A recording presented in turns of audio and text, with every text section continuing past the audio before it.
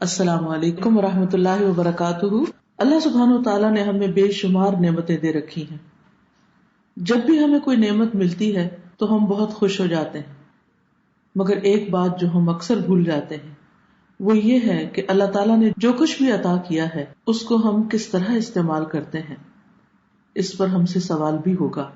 نبی صلی اللہ علیہ وسلم نے فرمایا کہ قیامت کے دن ابن آدم کے قدم نہ ہلیں گے جب تک کہ وہ 5 باتوں کا جواب نہ دے دے۔ عمر کہاں گزاری، جوانی کن کاموں میں لگائی، مال کہاں سے کمایا اور کہاں خرچ کیا، اور جو علم حاصل کیا اس پر عمل کتنا کیا۔ اسی طرح ہمیں یہ بھی معلوم ہے کہ قیامت کے دن انسان کو کچھ بھی کام نہ آئیں گے۔ اس دن تو یہ دیکھا جائے گا کہ انسان نے اپنی قوتیں کس کام میں لگائیں۔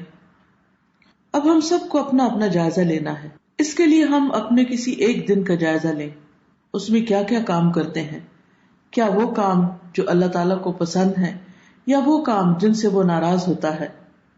یہ تمام سوال ہم سب کے سامنے رہنے چاہیے، نہ صرف یہ کہ خود بلکہ اپنے آس پاس کے لوگوں، اپنے متعلقین، اپنے رشتہ داروں، اپنے بچوں، اپنے والدین اور باقی لوگوں کے لیے بھی فکر مند ہونا چاہیے، کیونکہ ہم سب ایک دن اس دنیا سے رخصت ہونے والے ہیں اور اپنے رب کے حضور جا کر کھڑے ہونے والے ہیں۔ پھر یا تو رب کی رضامندی ہوگی یا اس کی ناراضگی۔ اپنے بارے میں خود سوچئے کہ ہم کہاں کھڑے ہوں گے۔ اللہ تعالیٰ سے دعا ہے کہ وہ ہمیں اپنی زندگی کو صحیح معنوں میں بامقصد طور پر گزارنے کی توفیق عطا فرمائے۔ السلام علیکم ورحمۃ اللہ وبرکاتہ۔